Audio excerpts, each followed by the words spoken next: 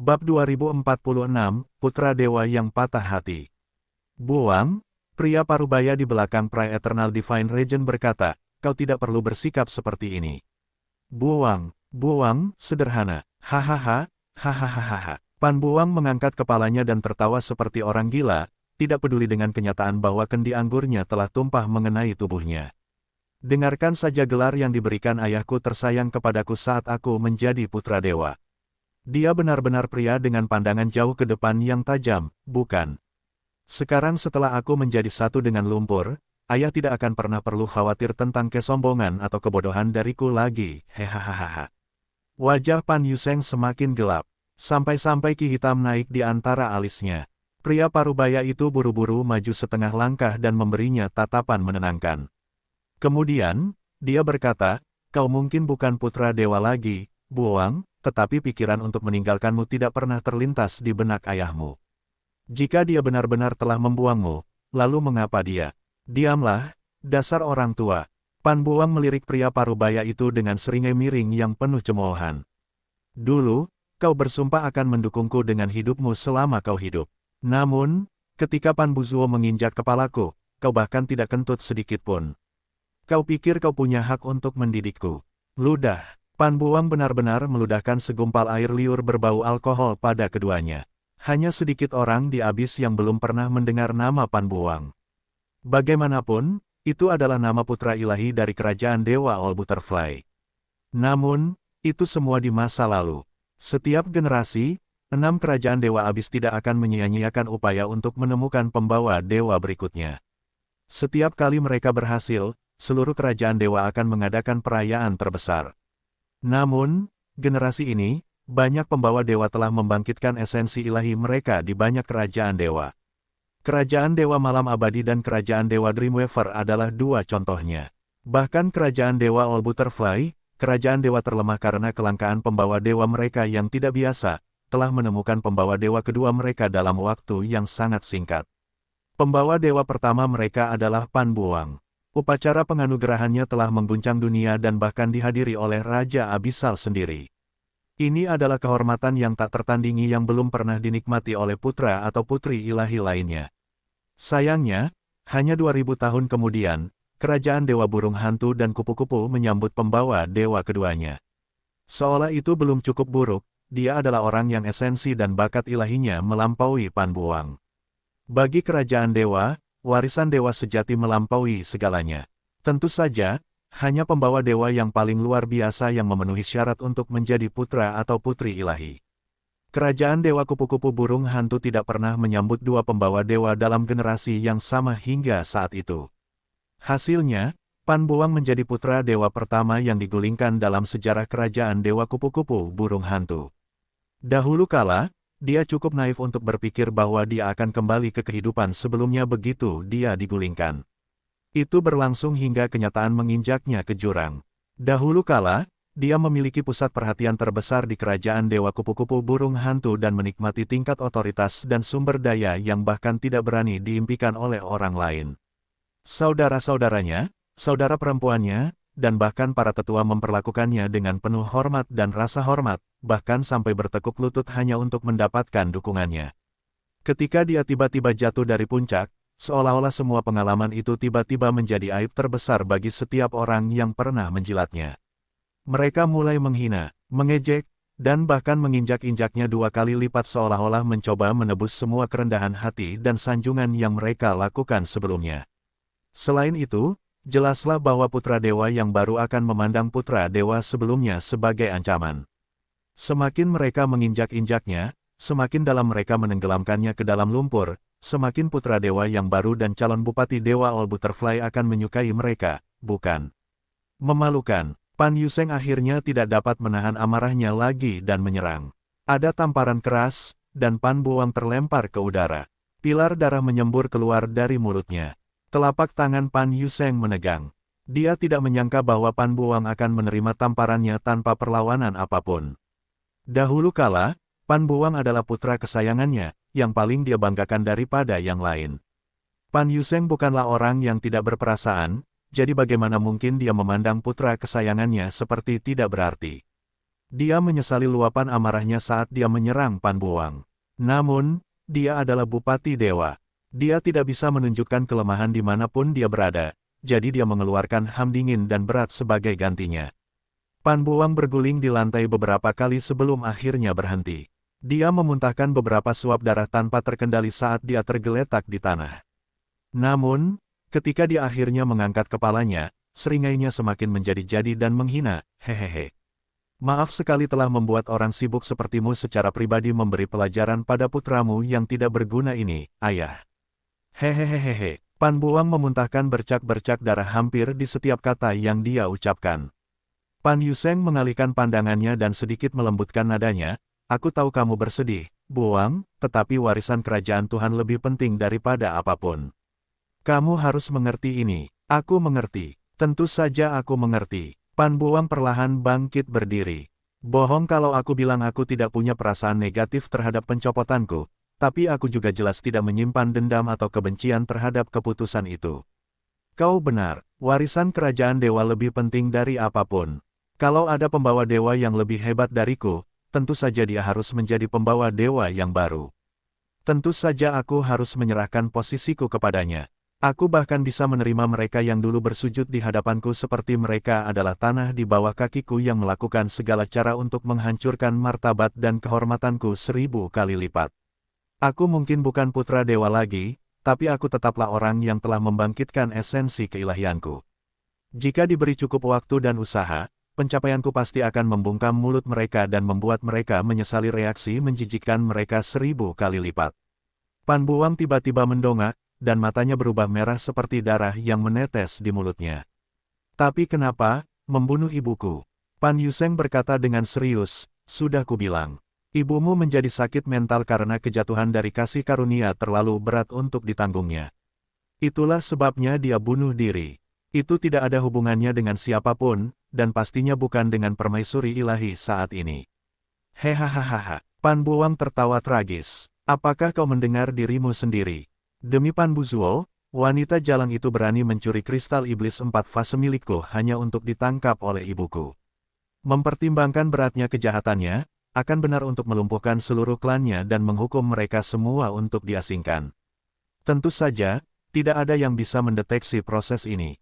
Tidak ada yang bisa memahaminya. Tuan Muda Yun, kurasa aku telah memperoleh wawasan baru. Tolong aku. Tiba-tiba, suara merdu surgawi terdengar di samping telinganya, dan sebelum dia menyadarinya, sebuah tangan yang halus dan lembut secara tidak wajar meraih pergelangan tangannya dan menariknya berdiri. Itu sangat wajar sehingga kau tidak akan tahu apa yang salah dengannya. Menari seperti kupu-kupu, wanita muda itu menusukkan pedang awan berkilau miliknya ke arah Yun Che. Serangan itu tampak seringan bulu dan sama sekali tidak bersuara, tetapi itu benar-benar membawa beban 1000 niat pedang.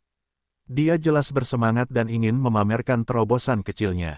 Sudut bibir Yun Che sedikit melengkung. Tanpa sepatah kata pun, dia mengayunkan pedang pembunuh iblis pemukul surga dan menghadapi berbagai variasi pedang Hu Caili dengan kekuatan kasar. Paling sulit untuk melanggar tabu pada saat pertama. Setelah itu, seseorang akan terus memudar hingga hal itu tampak seperti hal yang paling wajar di dunia untuk dilakukan. Itulah yang terjadi pada kontak intim antara dia dan Hua Caili. Akhir-akhir ini, Hua Caili menghabiskan setidaknya 3/4 jam atau lebih untuk mencengkeram lengan Yun Che dan berusaha sebaik mungkin untuk memahami apa yang disebut niat pedang kehampaan miliknya. Dia telah berubah dari seseorang yang setiap helai rambutnya di tubuhnya dilindungi dan dinaungi secara ekstrim, menjadi seseorang yang dapat meraih tangan Yun Che dan memaksanya untuk berlatih bersamanya tanpa perlawanan apapun. Pedang berat melawan pedang ringan, kekuatan melawan keterampilan. Bentrokan antara dua kekuatan yang berbeda menghasilkan cahaya yang indah dan badai yang menderu di dalam ruang gelap kabut tak berujung. Hua Qinying menyaksikan dalam diam. Dia dapat dengan jelas merasakan Hua Caili meningkat dengan kecepatan yang lebih cepat sejak dia mulai melakukan perjalanan bersama Yun Che. Apakah niat pedang Yun Che benar-benar bermanfaat baginya? Ledakan. Ada ledakan yang memekakkan telinga, dan kekuatan pedang Yun Che yang ganas terbelah menjadi ribuan gumpalan. Gelombang kejut yang dihasilkan menyebabkan pakaian mereka berkibar dengan marah di udara. Pedang mereka bersentuhan, kedua pendekar pedang itu saling menatap mata sejenak. Hua Caili tersenyum pada Yun Ce, berkata, jadi, pedangku memiliki lebih banyak variasi daripada sebelumnya, bukan? Dia tidak menerima penegasan dan pujian Yun Ce seperti biasanya. Pemuda itu menatapnya kosong seolah-olah dia sama sekali tidak mendengarnya. Awalnya, Hua Caili tidak mengerti mengapa dia bersikap seperti ini. Kemudian, dia menyadari sesuatu dan menyentuh wajahnya, hanya untuk menemukan bahwa cadar yang biasanya menutupinya tidak ditemukan dimanapun. Bentrokan sebelumnya benar-benar telah merobek cadarnya. Akibatnya, Yun Ce terpapar pada wajah tercantuk di abis dari jarak dekat. Masih dalam keadaan linglung, dia bergumam pada dirinya sendiri. Akhirnya aku mengerti, apa yang mereka maksud dengan bulan di langit, salju di antara awan. Wanita muda itu tanpa sadar menutup mulutnya setelah gagal menemukan cadarnya, tetapi kepanikannya berlangsung sangat singkat. Dia melepaskan tangannya, melengkungkan bibirnya menjadi senyum kecil, dan menatap dalam-dalam ke mata pemuda itu, berkata, itu pertama kalinya aku mendengar pujian yang begitu luar biasa.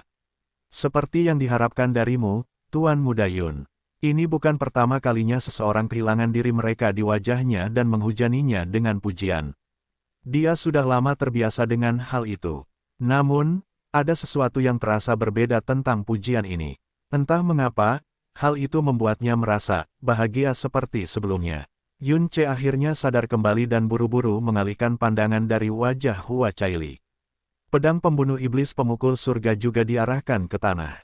Setelah mengambil waktu sejenak untuk menenangkan diri, dia akhirnya berkata dengan nada tulus, aku sudah tahu bahwa kau akan terlihat seperti dewa, saudariku, tetapi ini.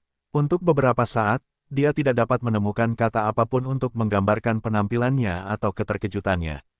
Kaulah yang terlihat seperti dewa, Tuan Muda Yun, Hua Caili membalas pujian itu dengan tulus. Setidaknya, satu-satunya pria yang pernah dikenalnya yang penampilannya lebih unggul dari Yun Ce adalah orang yang paling ia hormati setelah keluarganya, Raja Abisal. Yun Ce menggelengkan kepalanya sambil tersenyum. Penampilanku sangat biasa, bagaimana mungkin kau bisa menempatkan mereka di tempat yang sama dengan milikmu, saudariku? Jika aku tidak pernah bertemu denganmu, aku tidak akan percaya bahwa ada wanita yang secantik ini. Menyebutmu sebagai keajaiban, akan menjadi pernyataan yang meremehkan.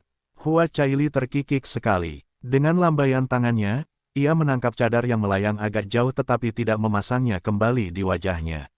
Sebaliknya, ia menyingkirkannya dan benar-benar mencondongkan tubuh lebih dekat ke Yun Ce, seringai menggoda menari di wajahnya.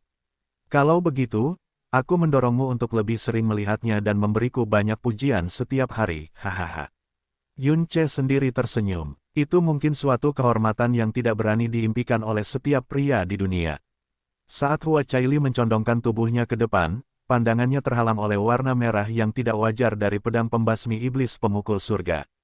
Pandangannya sedikit bergeser saat dia bertanya, saya sudah lama ingin bertanya, tetapi aura pedang Anda sangat tidak biasa, Tuan Muda Yun. Pedang ini tidak seperti pedang lain yang pernah saya lihat. Apa namanya? Yun Ce menjawab tanpa ragu, pedang ini adalah hadiah dari guru saya. Namanya adalah Cloud Gilais. Hua Caili tiba-tiba mendongak dengan mata terbelalak bab 2047, sebuah mimpi. Reaksi Hua Caili yang jelas tidak biasa membuat Yun Ce mendongak dengan bingung. Dia bertanya, apakah ada yang salah dengan namanya? Tidak. Hua Caili menggelengkan kepalanya sedikit dengan kaku. Aku hanya berpikir bahwa itu adalah nama yang aneh untuk pedang yang begitu berat. Itu tidak benar-benar aneh. Yun Ce tampaknya tidak menyadari ada yang salah dan membelai bilahnya sedikit. Tatapannya perlahan menjauh seolah-olah dia sedang mengenang sesuatu. Tuanku tidak pernah memberitahuku tentang nama asli pedang itu. Dia menamaiku Yun Ce, jadi pedang yang telah menemaniku sepanjang hidupku juga memiliki nama keluargaku, Yun Cloud. Bilah pedang itu terus memancarkan cahaya merah misterius yang sangat misterius dan mendalam. Sejak dia memasuki abis, dia telah memastikan untuk menyembunyikan kata-kata Heaven's Meeting dan Devil Slayer dari bilahnya. Kamu mungkin telah memperhatikan, tetapi cahayanya tidak biasa dan mirip dengan kaca yang mengkilap. Jadi, guruku mengambil kata Gilais darinya dan menamainya Cloud Gilais Sword. Itu juga karena dia ingin aku menjadi ambisius seperti awan dan semurni kaca yang mengkilap. Petik 2. Di dalam jiwa Sesa Yun Ce, Li Su benar-benar terdiam. Jika dia tidak tahu bahwa pedang itu adalah Heaven's Meeting Devil Slayer Sword dalam bentuk Honger, dan Heaven's Meeting Devil Emperor Sword dalam bentuk Yuer sejak awal, dia sendiri akan percaya kebohongannya yang kurang ajar. Petik 2. Begitu, Hua Caili tersenyum sedikit tidak wajar karena suatu alasan. Sekarang setelah kamu menjelaskan semuanya, tiba-tiba aku merasa nama ini sangat cocok dengannya. Yunce mendongak dan berkata secara alami, bila pedangmu seputih salju, dan aku ragu bahkan giok surgawi bisa lebih murni darinya. Tidak hanya itu, auranya selembut air, tetapi kekuatannya mendinginkan seseorang sampai ke inti. Aku yakin itu juga memiliki nama yang menakjubkan. Bisakah kau memberitahuku namanya, saudari? Aku tidak akan memberitahumu. Belum. Hua Caili berbalik dan praktis melarikan diri ke kabut tak berujung. Pedangnya bernama pedang lapisan awan. Pedangku bernama pedang awan berlapis. Yunce, Caili, Jantungnya berdetak seperti sejuta rusa yang saling bertabrakan. Bahkan langkah kakinya tidak teratur dan tidak terkendali. Apa artinya ini? Li Su tidak bisa menahan diri untuk bertanya pada Yunce. Sebuah saran, jawab Yunce singkat. Saran, Li Su tidak mengerti. Ya, itu sangat berguna melawan gadis-gadis muda dan laki-laki yang baru saja menginjakan kaki di dunia yang kotor ini, jelas Yunce. Tapi itu tidak berguna melawanmu. Faktanya, aku cukup yakin aku bisa membedah konsep itu dan menjelaskannya kepadamu kata demi kata, dan kau tetap tidak akan memahaminya. Tidak benar-benar. Petik 2. Li Su berhenti mendesak. Sebaliknya, dia mengajukan pertanyaan lain, bagaimana jika Honger dan Yuer kesal padamu? Tenang saja, Yunce mengejek, Honger baik-baik saja dengan apapun selama kamu memberinya makan. Sedangkan Yuer, dia gadis yang baik, dia bahkan tidak tahu bagaimana cara marah padaku.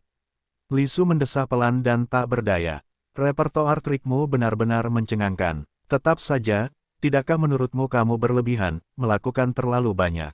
Jika satu trik terbongkar, maka semuanya akan terbongkar. Petik 2. Langkah kaki Yunce sedikit melambat. Kamu sepenuhnya benar. Aku harus mengakui bahwa aku memeras setiap trik yang aku tahu dan menggunakannya secepat mungkin. Aku sangat sadar bahwa ini adalah pendekatan yang salah, tapi apa yang bisa kulakukan? Waktuku terlalu singkat. Terlalu singkat. Jangan khawatir, Yunce berbicara dengan percaya diri setelah mendesah kecil. Jika kau mengingat semua interaksi kita sampai saat ini, dari sudut pandangnya, dialah yang selalu mengambil langkah pertama. Bahkan, aku akan berpendapat bahwa dialah yang lebih perlu dikhawatirkan dalam hal terungkapnya rahasia. Bagaimanapun, dialah yang mendekatiku dengan sengaja, dan menyembunyikan identitas aslinya dariku sementara aku tampaknya memperlakukannya dengan sangat jujur dan terbuka selama ini. Lupakan meragukanku, rasa bersalahnya pasti menggerogotinya hidup-hidup dari dalam selama ini. Li Su, dia berkata lembut sambil menatap punggung Hua Caili, kurasa aku sudah cukup menggunakan tipu daya kecil. Dua langkah berikutnya akan menjadi yang paling penting. Petik 2. Aku berdoa untuk keberhasilanmu. Li Su tidak tahu harus berkata apa lagi.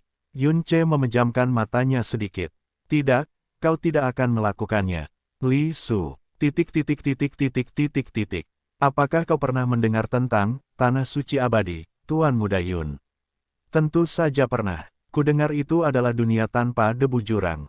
Rupanya, leluhur kita dan juga Lord Abyssal Monarch sendiri berasal dari dunia itu. Kudengar bahwa bahkan sudut paling biasa di dunia itu semurni tanah suci. Kudengar langit berwarna biru muda murni, bukan abu-abu, awannya putih bersih tanpa noda, airnya membentang ribuan kilometer tanpa akhir, jumlah rasnya hampir tak terhitung, dan bentuk serta warna tanamannya sungguh tak terhitung banyaknya. Setiap praktisi abis yang mendalam memiliki kerinduan tak terbatas pada Tanah Suci Abadi yang legendaris. Hua Caili tidak terkecuali. Bagi seorang praktisi abis yang mendalam, Tanah Suci Abadi lebih merupakan mitos untuk menjaga bara harapan mereka tetap menyala. Namun bagi seorang anggota kerajaan dewa, mereka tahu pasti bahwa itu adalah dunia nyata yang ada. Itu bukan mitos, kata Yunce datar, itu adalah dunia nyata.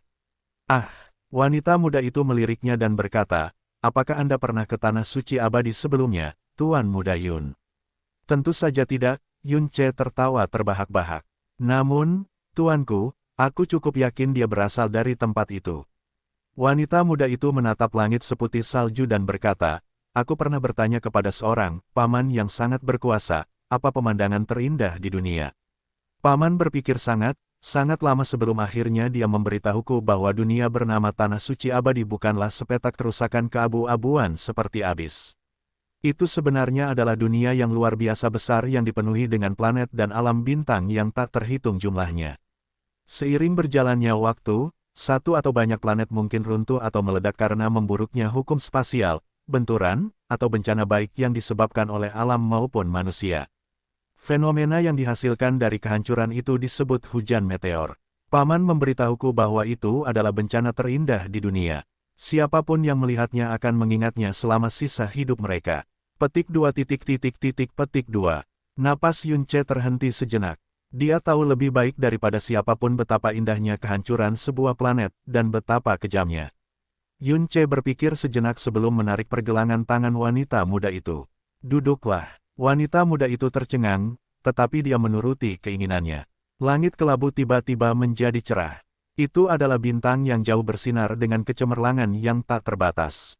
Itu sangat menyilaukan sehingga benar-benar merobek kegelapan kabut tak berujung dan menghujani mereka dengan cahaya bintang yang cemerlang yang bukan milik dunia ini. Tidak sulit bagi Yunce untuk meniru meteor ini. Bentuknya seperti bintang beku, dan diresapi dengan cahaya suci dari energi cahaya yang mendalam.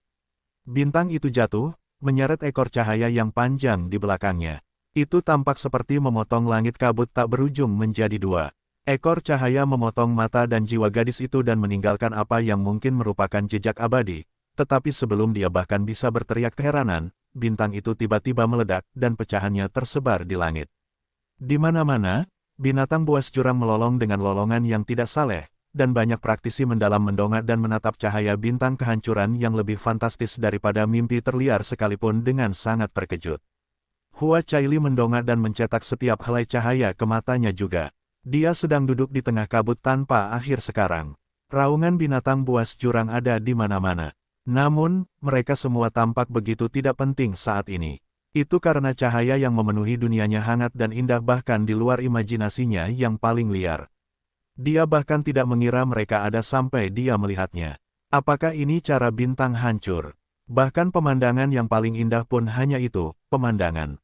Seolah dipaksa oleh semacam bisikan tak terlihat di dalam hatinya, dia benar-benar mengalihkan pandangannya dari pemandangan kehancuran yang mewah dan sangat indah ini, dan menatap wajah pria yang melakukan semuanya, orang yang wajahnya tampak mengalir di bawah cahaya bintang. Dia jatuh. Pada saat itu, dia mengerti tanpa keraguan di dalam hatinya meskipun dia masih begitu polos tentang segalanya. Bahwa itu indah bukan karena pemandangannya, tetapi karena dia. Yunce memperhatikan tatapannya dan berbalik untuk menatapnya. Mengapa kamu menatapku seperti itu? Alih-alih mengalihkan pandangan, dia terus menatap wajah pria itu dan bergumam seolah-olah pada dirinya sendiri, kecantikanmu seharusnya hanya ada dalam lukisan. Di sini dan sekarang, aku tidak bisa tidak tenggelam di dalamnya. Yunce tampak bingung. Bibir wanita muda itu tiba-tiba tersenyum. Dia akhirnya mengalihkan pandangan dan berkata dengan lembut, itu adalah kutipan yang aku pelajari dari guruku, orang yang mengajariku cara membaca dan menulis. Baru sekarang aku mengerti apa sebenarnya artinya. Petik 2. Petik 2. Yunce membuka mulutnya, tetapi dia tidak mengatakan apapun. Pada saat itu, dia samar-samar merasakan bahwa di balik penampilan wanita muda yang lembut dan polos itu, ada hati yang jauh lebih bergairah daripada yang awalnya dia bayangkan. Kehadiran Yunce terasa sangat panas namun menarik bagi Hua Caili karena suatu alasan, dan dia tidak ingin menolaknya. Sebelum dia menyadarinya, kepalanya bersandar di bahu hangat Yunce. Dia memejamkan mata, dan rasanya seolah-olah seluruh dunia menjadi hangat dan sunyi.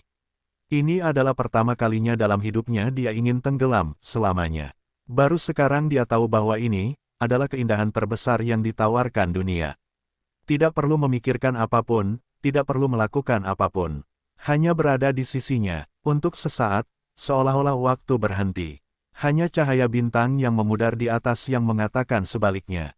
Jauh di langit, Hua Qinying mengerutkan kening dalam dan serius mempertimbangkan apakah dia harus berbicara dengan Hua Caili.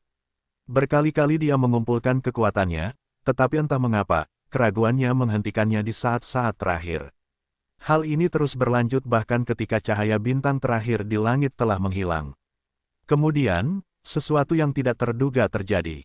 Dia melihat Yun Ce mengangkat tangannya dan perlahan, tetapi dengan tegas, mendorong Hua Caili menjauh darinya. Hua Caili tiba-tiba tersentak bangun dan menatap Yun Ce. Entah mengapa, tindakannya dan sorot matanya saat ini menyebabkan jantungnya berdebar kencang. Matanya tampak jernih dan rasional seperti saat pertama kali mereka bertemu. Begitu rasional, sehingga tidak ada perasaan apapun. Saudariku, dia memulai, masih dengan senyum di wajahnya, sudah lebih dari sebulan sejak kita mulai melakukan perjalanan bersama. Luka-lukamu juga telah sembuh sepenuhnya. Sudah saatnya kita berpisah. Rasanya seperti seseorang telah menghancurkan mimpinya yang paling indah dengan hujan terdingin. Cahaya di matanya bergetar hebat saat dia berkata, "Kak, kenapa?" Yun Ce menatapnya sambil berkata perlahan dan tenang, "Nama keluargamu bukan Ku, dan Ku Yixin bukan namamu." Benarkan? Bab 2048, Perpisahan yang Menyedihkan. Pertanyaan yang tiba-tiba itu membuat Hua Caili benar-benar panik dan kacau. Aku, Yun Ce mengajukan pertanyaan lain dengan nada dan ekspresi yang sama. Jika aku tidak salah, nama keluargamu yang sebenarnya adalah Hua, dan nama pemberianmu yang sebenarnya adalah Caili, benarkan? Petik 2 tanda seru petik 2. Hua Caili tiba-tiba mendongak dan menatap Yun Ce dengan linglung, cahaya di matanya bergetar seperti daun. Yun Ce tersenyum seolah ekspresinya merupakan jawaban itu sendiri. Kupikir begitu. Sejujurnya, tidak sulit untuk menebaknya. Dia menatap langit yang telah kembali gelap. Hari ketika kerudungmu terbang, dan aku diberkati dengan wajahmu yang fantastis. Tiba-tiba aku teringat legenda tentang Putri Ilahi Kaca Pelangi. Mereka mengatakan bahwa dia memiliki semua kecantikan yang ada di abis, dan harus kuakui, aku belum pernah melihatnya sebelumnya. Tetap saja, kupikir bahkan Putri Ilahi Kaca Pelangi yang legendaris tidak lebih dari bayangan pucat dibandingkan denganmu. Lalu, sebuah pikiran aneh muncul di benakku. Aku mulai bertanya-tanya apakah kau, yang wajahnya seperti mimpi hingga tampak seperti dewa, adalah Putri Dewa Kaca Pelangi yang legendaris itu sendiri. Hua Caili menggigit bibirnya erat-erat, tidak dapat mengucapkan sepatah kata pun sebagai tanggapan. Aku teringat hari pertama kita bertemu di alam jurang kilin. Kau yakin bahwa pria berjubah perak yang bernafsu padamu bermarga, Meng, dan kau bahkan menyebut nama, Meng Jianxi, dan Meng Jiansu.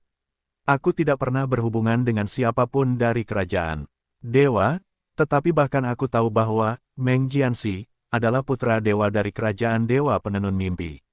Namun, kerajaan dewa adalah mimpi yang jauh bagiku saat itu. Jika aku tidak tahu lebih baik, aku hampir akan berpikir bahwa itu adalah fantasi. Oleh karena itu, aku tidak menghubungkan dua hal pada saat itu. Tetapi sekarang, aku menyadari bahwa, meskipun kau tidak licik, kau luar biasa tenang dan percaya diri ketika menyebut putra dewa penenun mimpi dengan namamu. Itu hanya mungkin jika kau dan dia berada pada posisi yang sama, kan? Kemudian, kami bertemu dengan pria bernama Fang Qingsu di kabut tak berujung. Anda mengenalinya sebagai seorang squire pada pandangan pertama. Saya cukup heran saat itu, tetapi saya tidak menanyai Anda tentang hal itu karena itu bukan waktu yang tepat. Meskipun Putri Ilahi Kaca Pelangi yang legendaris adalah Putri Ilahi Kerajaan Penghancur Surga dari Dewa, saya mendengar bahwa dia sering tinggal di Tanah Suci dan dicintai oleh Raja Abisal dan Pendeta Tinggi.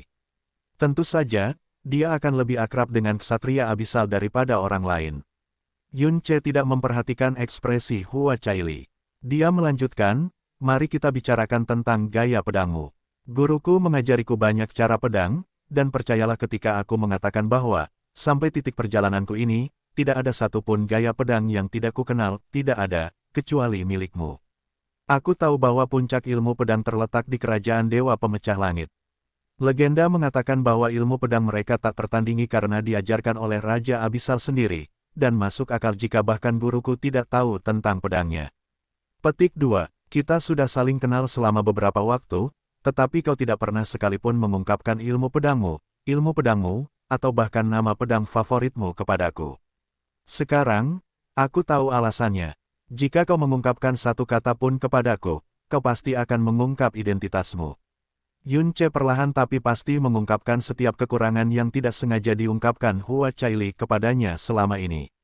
Bibir Hua Caili bergerak sedikit, dan dia menatapnya dengan malu-malu. Tidak, itu tidak benar. Dia, Putri Dewa Pemecah Langit, bersikap lebih malu-malu daripada sebelumnya sejak mereka bertemu. Apakah kau marah karena aku merahasiakan rahasiaku darimu? Tapi aku, tentu saja tidak. Yun Che menggelengkan kepalanya sebelum dia bisa melanjutkan. Kau adalah putri dewa dari kerajaan dewa.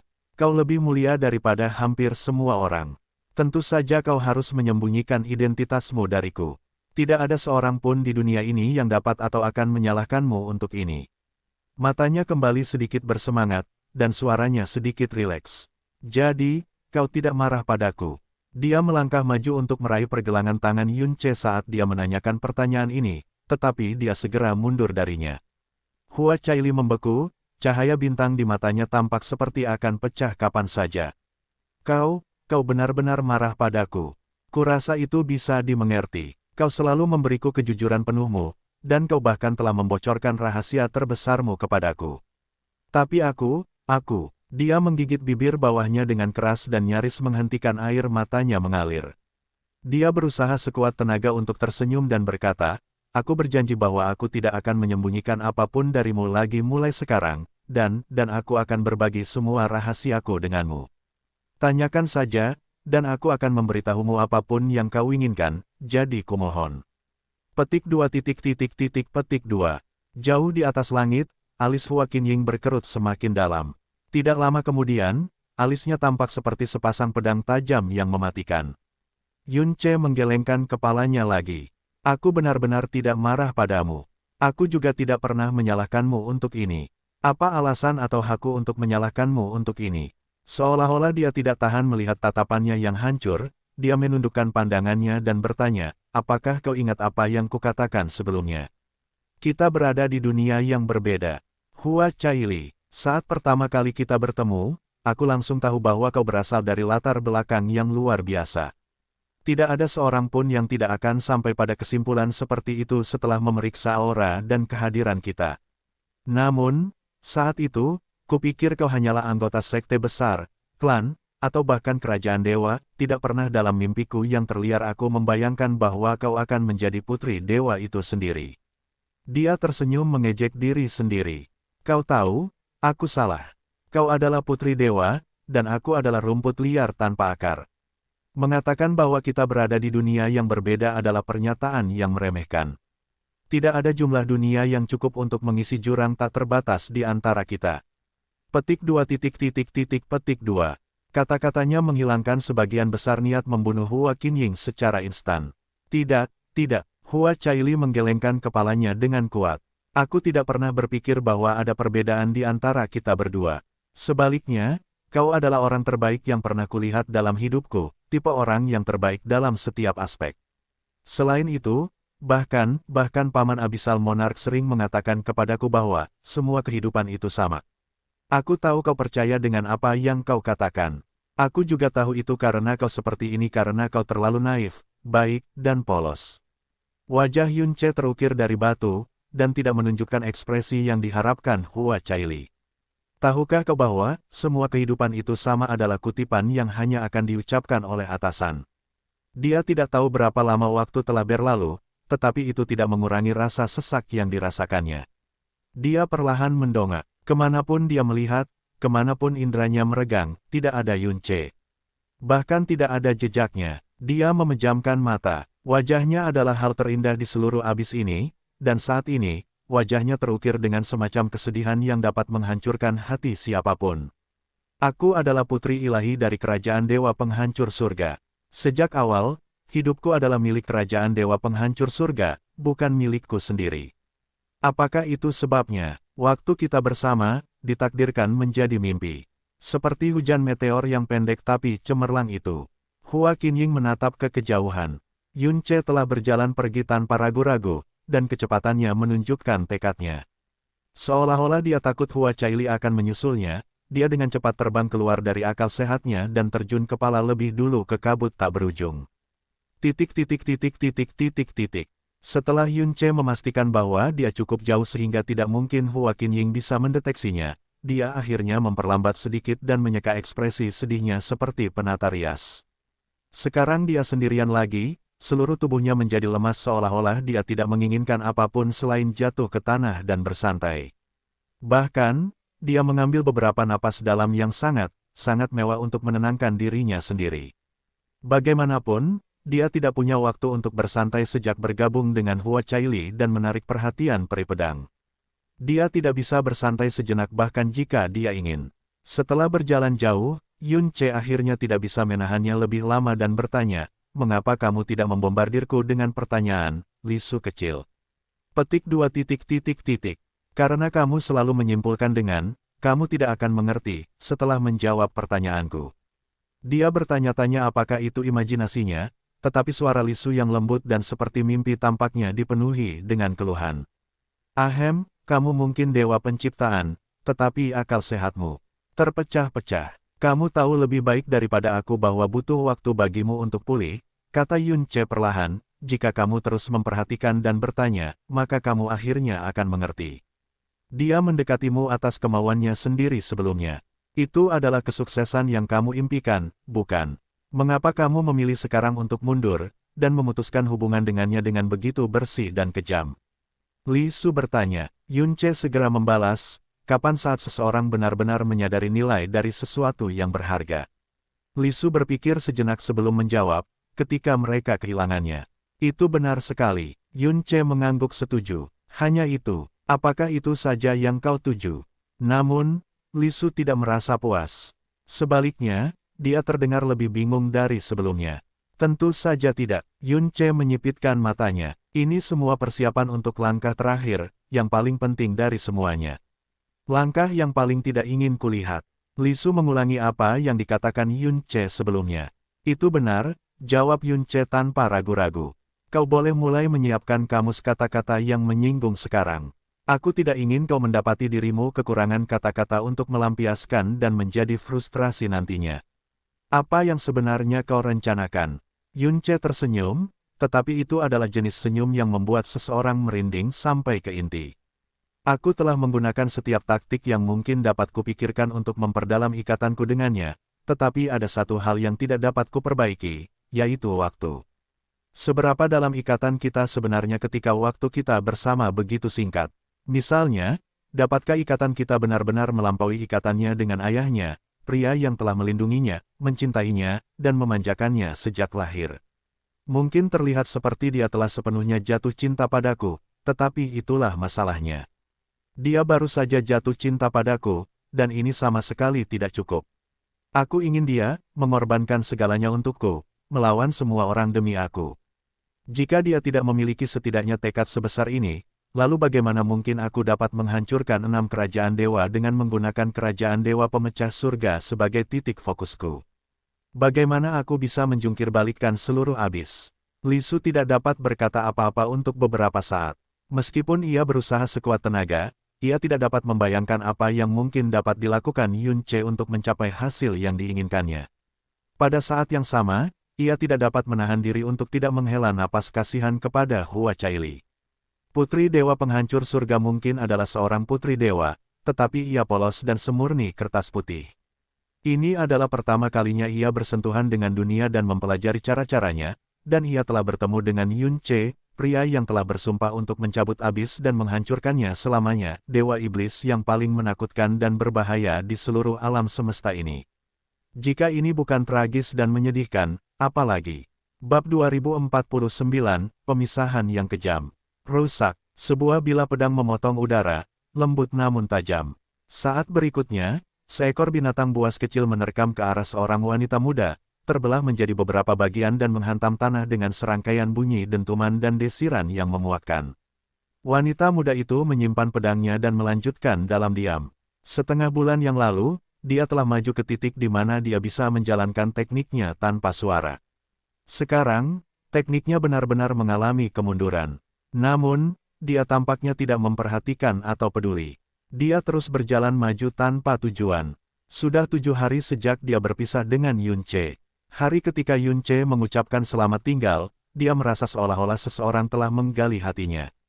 Dadanya terasa kosong, menyesakkan, berat. Itu adalah jenis kesedihan yang belum pernah dia alami sebelumnya, dan tidak ada kata-kata dalam kamusnya yang dapat menjelaskannya dengan memadai. Tidak ada. Dia berkembang pesat dalam hal akal sehat. Meskipun pikirannya belum sepenuhnya matang, dia secara rasional memahami bahwa kepergian Yun Ce adalah keputusan paling rasional dan tepat yang dapat diambilnya untuk mereka berdua. Sebagai putri ilahi kerajaan penghancur surga, dia tidak akan pernah merusak kerajaan Tuhannya sendiri demi alasan yang egois. Awalnya, dia berpikir bahwa kekosongan yang mengerikan ini hanya sementara. Bahwa dia, putri ilahi penghancur surga, akan segera pulih darinya dan kembali normal. 1 hari berlalu, 2 hari, 3 hari, 5 hari. Lubang di dadanya masih ada. Kemanapun dia memandang, hutan pucat tempat seseorang dapat bersandar, langit kelabu berkabut, bekas pedang di tanah, dan bahkan tanah tandus, dia tidak dapat menahan diri untuk tidak melihat siluet dirinya, dan Yun Ce. Angin dingin yang menyentuh telinganya, lolongan di kejauhan, dan bahkan kesunyian kelabu yang paling dikenal oleh kabut tak berujung, tampaknya beriak dengan suaranya. Hua Qinying tidak pernah ikut campur. Dari awal hingga akhir, dia hanya menonton tanpa sepatah kata pun. Dia tidak pernah memberi Hua Caili sepatah kata pun bimbingan atau penghiburan. Jika Hua Caili semurni kertas putih, maka Yun Ce adalah kuas yang dipenuhi dengan semua warna yang ada di dunia. Dia telah mewarnai setiap lapisan transparansi dalam hidupnya dengan warna yang jernih dan sedalam tulang. Dia hanyalah seekor burung skylark yang telah meninggalkan sarangnya untuk pertama kalinya. Ketika Yun Ce menyelimuti bahunya dengan selimut bulu warna-warni, dia merasakan betapa indahnya dunia ini untuk pertama kalinya dalam hidupnya. Namun, tepat saat dia akan tenggelam di dalamnya, dia telah dengan kejam merenggutnya darinya. Di permukaan, dia tampak seperti telah kembali normal. Pada kenyataannya, surga tahu berapa lama waktu yang dibutuhkan baginya untuk pulih dari rasa sakit, hingga luka-lukanya memudar menjadi ketiadaan. Baguslah, Hua Qinying bergumam pada dirinya sendiri, begitu dia mengatasi kesengsaraan ini, pikirannya akan menjadi lebih kuat dari sebelumnya. Itulah alasannya dia bersikeras mendorong Hua Caili ke dalam ujian sebelum dia menikah, bukan? Langkah kaki Hua Caili semakin lambat. Akhirnya, dia berhenti di depan tunggul hitam yang patah, menatapnya. Beberapa saat kemudian, dia berjalan ke tunggul itu dan perlahan duduk di atasnya. Di masa lalu, dia akan menjaganya sambil menyembuhkannya dengan energi mendalam cahaya terhangat. Dia akan bermeditasi dengan damai di sampingnya tetapi meliriknya dari waktu ke waktu.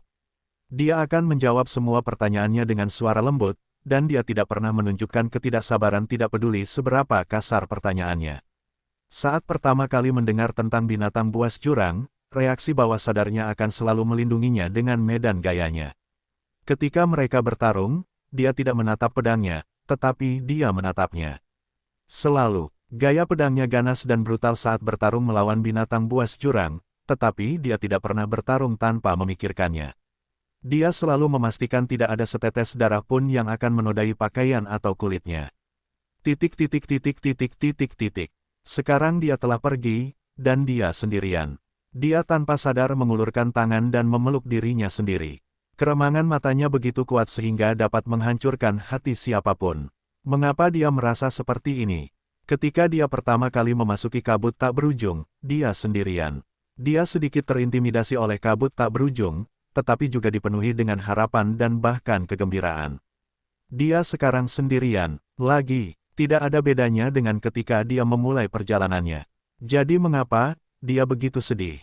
Gemerisik gelombang-gelombang. Tiba-tiba, Hua Caili mendengar langkah kaki. Itu kurang dari 100 langkah di belakangnya. Dia tersadar dari kesedihannya dan berputar, pedang awan mengkilap di belakang punggungnya bersinar terang. Mereka adalah sepasang praktisi yang mendalam. Pemimpin duo itu berbicara, "Apakah kamu terluka, peri?" Hua Caili tidak menjawab. Dia hanya berbalik dan menghilang dari pandangan mereka dalam waktu singkat. Duo itu saling bertukar pandang. Wajahnya yang setengah terbuka tidak seperti apapun yang pernah mereka lihat, tetapi tidak satu pun dari mereka tergoda untuk mengejarnya. Bagaimanapun, ini adalah kabut tak berujung. Naluri mempertahankan diri mereka pada akhirnya lebih besar daripada keinginan mereka untuk memulai sesuatu. Hua Caili adalah putri dewa penghancur surga. Sifatnya adalah kemurnian dan kebaikan mutlak, dan pengembangan dirinya sempurna. Di masa lalu, dia akan berperilaku dengan sopan dan baik hati tidak peduli siapa yang dia hadapi. Hua Qinying tidak bisa menahan diri untuk tidak mendesah. Dia tahu bahwa sudah waktunya baginya untuk menunjukkan dirinya. Semangat Hua Caili pada awalnya lemah, dan sekarang dengan cepat mendekati batas akhirnya. Dia turun dari langit dan mendarat di hadapan Hua Caili. Saat Hua Caili mendongak dan melihat bibinya, untaian rasionalitas yang selama ini nyaris tak mampu menahannya tiba-tiba putus menjadi dua. Dia melompat ke pangkuan Hua Qinying dan menangis sejadi-jadinya. Hua Qinying tidak mengatakan apapun. Dia hanya membelai punggung wanita muda itu dengan tangan yang memegang pedang terkuat di abis, membiarkan Hua Caili melampiaskan semua emosinya. Hua Caili menangis sangat lama. Jumlah air matanya hampir lebih banyak dari semua air matanya yang telah dia tumpahkan sepanjang hidupnya. Dia tidak berhenti menangis sampai salju benar-benar berhenti, dan puluhan binatang buas abisal mengeluarkan ratapan kematian. Hua Qinying akan membunuh siapapun yang membuat Hua Caili menangis. Siapapun, tapi Yun Ce, lupakan membunuhnya, dia bahkan tidak bisa menyalahkannya atas air mata Hua Caili. Akhirnya, isak tangis wanita muda itu mulai melemah. Peri pedang menunduk dan berkata pelan, "Aku ingat hari ketika aku menghukummu dengan hukuman terberatku. Bahkan saat itu, kau hanya meneteskan 2 air mata.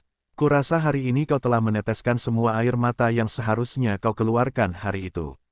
Hua Caili mendongak dari dada bibinya dan menatapnya dengan air mata yang memilukan. "Bibi, aku merasa tidak enak." 4 kata itu membutuhkan waktu yang sangat lama untuk diucapkannya. Begitu dia selesai, air matanya mulai mengalir lagi. "Aku tahu," Hua Qinying berkata dengan lembut. "Jangan malu, dan jangan menyangkal atau meragukan dirimu sendiri. Mungkin itu sangat menyakitkan, tetapi itu tetap merupakan pengalaman yang luar biasa, bukan?" Wanita muda itu mendengus. Apakah kau pernah mengalaminya sebelumnya, Bibi?" Hua Qinying menggelengkan kepalanya. "Tidak, tetapi aku tidak pernah melupakan apa yang ibumu." Untuk pertama kalinya, Hua Caili tersadar dari kesedihannya dan menatap Hua Qinying. Sedikit kekacauan memasuki aura Hua Qinying, dan dia menutup matanya untuk menenangkan diri. Kemudian, dia mulai, "Apakah kamu ingat pertanyaanku sebelum kamu memulai perjalananmu, Caili?" Wanita muda itu membuka mulutnya. "Maksudmu, ketika kamu bertanya seberapa jauh tekadku?" Hua Qinying menggelengkan kepalanya, tidak terkejut bahwa Hua Caili tidak akan mengingat apa yang dia tanyakan. Faktanya, dia tahu wanita muda itu akan melupakannya hampir sedetik setelah dia mengajukan pertanyaan itu. "Aku bertanya apakah kamu benar-benar menyukai Dian Zhouxi?" Petik 2. Air mata Hua Caili berhenti bergetar. Hua Qinying menjawab atas namanya, "Kamu bilang begitu. Ketika aku bertanya apa yang kamu sukai darinya, kamu menjawab bahwa penampilan dan bakatnya luar biasa, bahwa dia memperlakukanmu dengan sangat baik, dan bahwa dia adalah seseorang yang bahkan disetujui ayahmu." Hua Caili samar-samar mengingat kenangan itu sekarang. Bibinya memang menanyakan pertanyaan itu padanya, dan dia memang memberinya jawaban itu. "Lalu, aku bertanya padamu, apakah kau mengkhawatirkannya saat dia pergi? Apakah kau ingat apa jawabanmu?" Wanita muda itu mengingat kenangan itu dan menjawab dengan lembut, "Dia adalah putra ilahi dari kerajaan Tuhan yang tak terbatas. Tidak akan ada celaka yang menimpanya, jadi mengapa aku harus mengkhawatirkan keselamatannya?" Benar, jawaban inilah yang meneguhkan tekad Hua Qinying untuk mengirimnya ke dunia, sendirian. "Sekarang, katakan padaku, apakah kau memikirkan Yun Ce saat dia pergi?" Begitu Hua Caili mendengar namanya, mata indahnya langsung memerah sekali lagi. Dia terisak sekali dan menahan air matanya dengan sekuat tenaga sebelum menjawab, "Bibi, aku. Tidak apa-apa, kau tidak perlu memberitahuku." Dia tahu bahwa Hua Caili tahu persis apa yang ingin dia katakan. Hua Qinying berkata setenang mungkin, "Sekarang setelah kau pulih sepenuhnya, kau tidak perlu lagi tidur di Tanah Suci. Kerajaan Dewa Tanpa Batas sudah mengetahui hal ini saat terakhir kali kau meninggalkan Tanah Suci. Dian Zhouxi, putra Dewa Tanpa Batas, telah menunggumu selama bertahun-tahun. Sekarang setelah dia mengetahuinya, dia pasti akan menyebutkan pertunanganmu saat dia menyapa Raja Abisal. Aku yakin hari pernikahanmu akan dimajukan. Namun, aku tahu bahwa cintamu pada Dian Zhouxi bukanlah cinta pria dan wanita. Aku bisa saja membiarkanmu dalam ketidaktahuanmu, tetapi aku hanya tidak bisa melihatmu mengukir tanda permanen dalam hidupmu tanpa mengetahui apa artinya sebenarnya. Apakah itu, karena ibu? Wanita muda itu bertanya. Ya, Hua Qinying mendongak, dan sedikit kesedihan yang mendalam melintas di mata peri pedang yang sangat jarang menunjukkan emosi.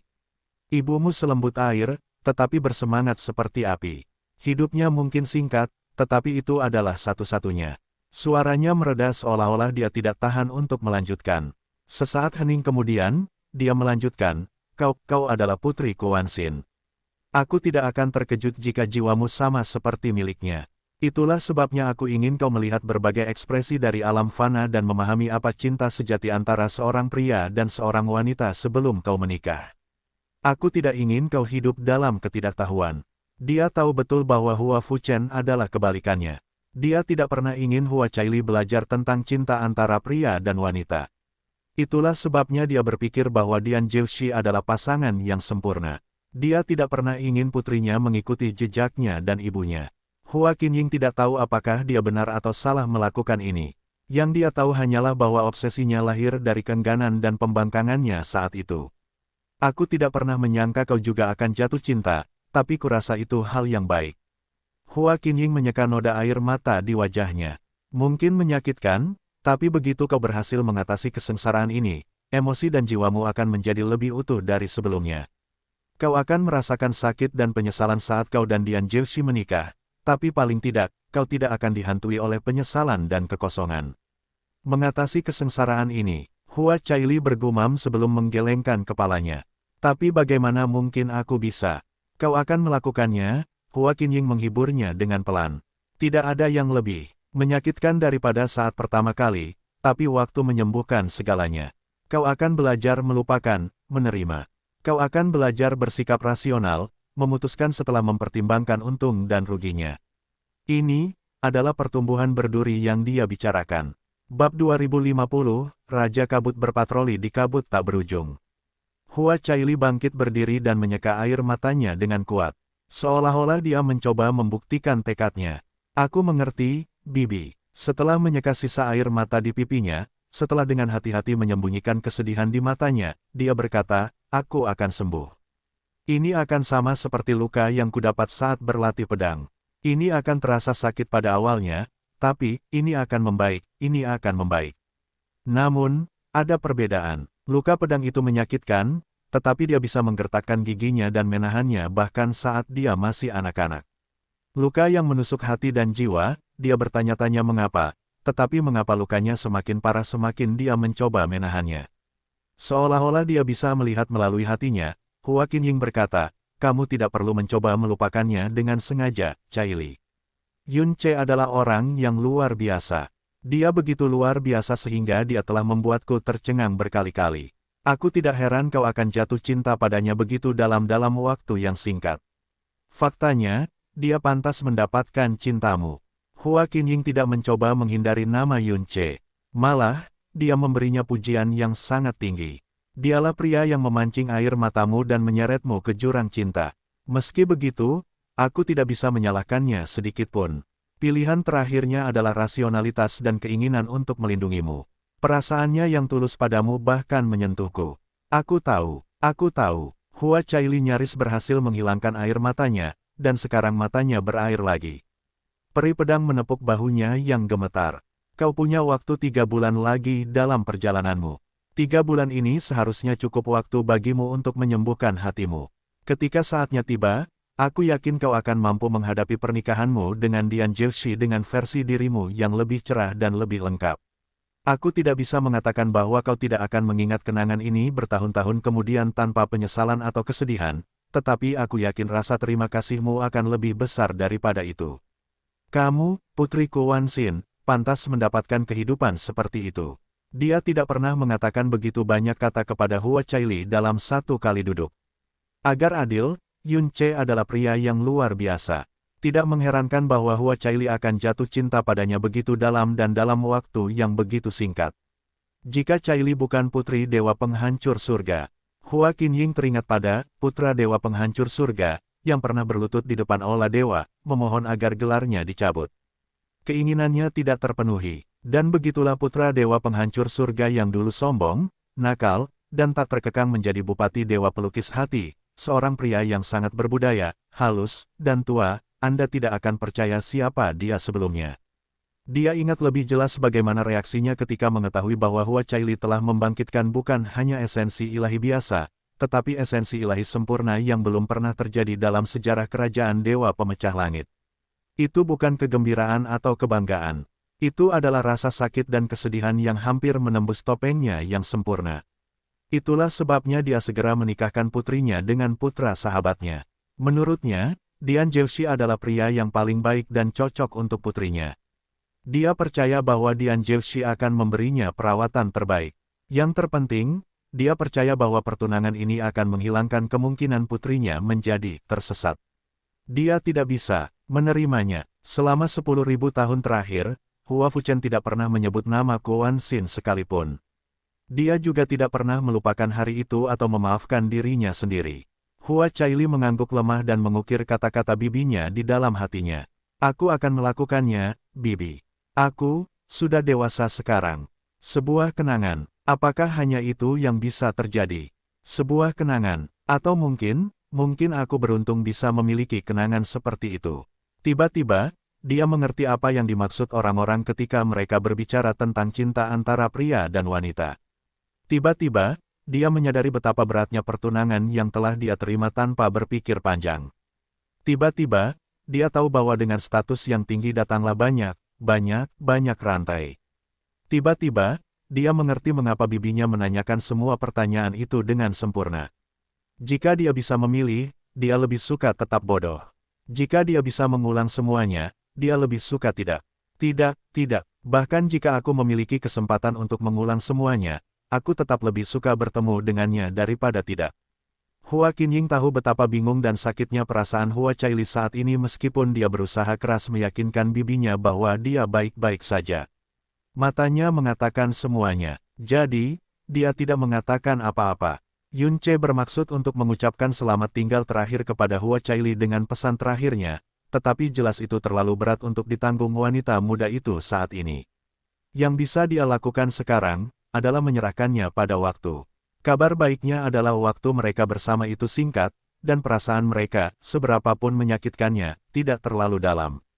Itu bukanlah hubungan yang tak terlupakan atau yang ditempa dengan darah dan belerang. Butuh waktu paling lama berbulan-bulan agar itu benar-benar memudar dari ingatan.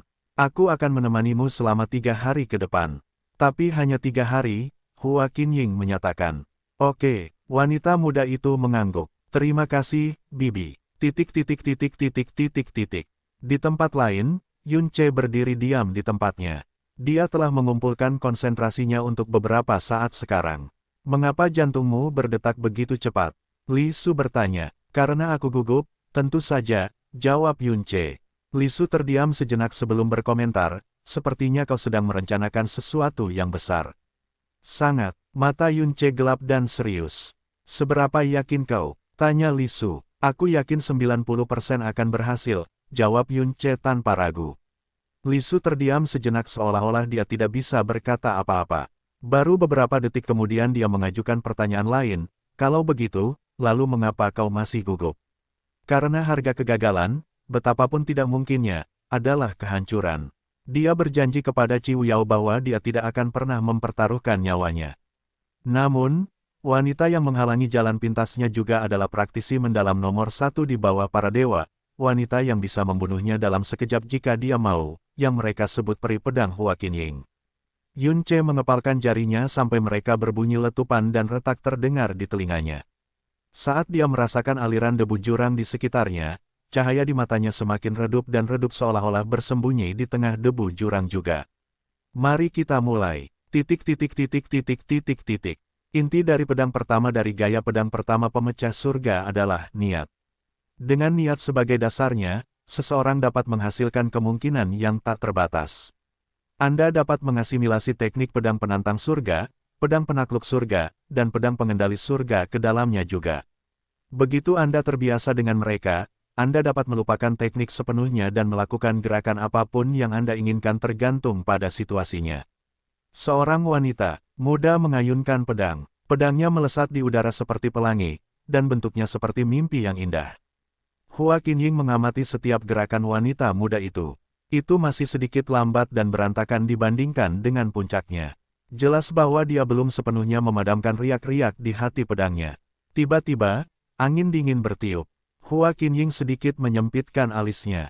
Angin kabut tak berujung itu gelap dan menyesakkan, tetapi baru saja, dia benar-benar merasakan hawa dingin yang singkat namun tak terbantahkan. Dia segera melepaskan persepsi ilahinya dan memeriksa sekelilingnya. Seolah diberi isyarat, angin yin bertiup. Hua Caili tiba-tiba berhenti menari dan mendongak. Hua Qinying juga menoleh untuk melihat ke langit. Yang mengejutkan mereka bukanlah angin, tetapi kabut hitam yang berputar di depan mata mereka. Kapan langit kurang dari 5 km di atas kabut tak berujung menjadi begitu gelap? Itu seperti awan hitam bergulung-gulung dari kejauhan. Tidak, itu adalah debu jurang. Pusat kabut tak berujung adalah jurang maut primal. Semakin dekat ke pusat, semakin tebal debu jurang. Namun, di luar itu, debu jurang biasanya ada dalam jumlah yang longgar dan tak terlihat seperti udara. Debu itu hanya akan mengembun menjadi bentuk yang terlihat saat ada binatang jurang atau hantu jurang di dekatnya. Kabut hitam di depan mereka tidak diragukan lagi adalah debu jurang. Itu adalah tingkat konsentrasi yang seharusnya tidak pernah muncul di area ini. Kabut itu hampir setebal kabut jurang yang dalam, jauh di dalam kabut tak berujung. Apa itu, Bibi? Hua Caili segera berlari ke arah Hua Qinying, matanya masih terpaku pada fenomena yang tidak biasa di kejauhan. Hua Caili tidak perlu takut apapun saat bibinya ada di sisinya. Itulah sebabnya dia tidak memperhatikan es yang bersarang di mata Hua Qinying. Debu jurang yang tebal dan pekat itu bergulir ke arah tertentu.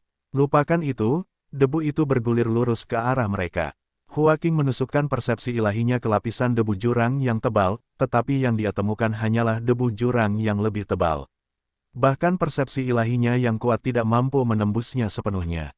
Tepat ketika Hua Qinying hendak menarik kembali persepsinya, sebuah suara rendah dan bermartabat datang dari dalam kabut tebal. Raja Kabut berpatroli di kabut tak berujung. Mundurlah jika kau tahu apa yang baik untukmu. Setiap kata mengejutkan jiwa seperti jeritan iblis dari abis. Binatang buas jurang terdiam, kabut tak berujung menjadi sunyi, dan langit kelabu tampak seolah-olah akan runtuh di kepala semua orang.